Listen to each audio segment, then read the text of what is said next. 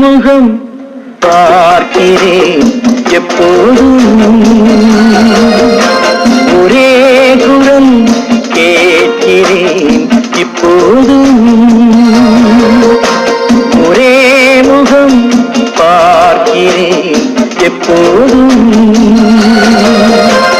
ஒரே குரல் கேட்கிறேன் இப்போதும். அந்த கோடையில் மேகம் வந்தாலும் இளவாடையில் தென்றல் வந்தாலும் உன்னைத்தானே நினைக்கிறேன்.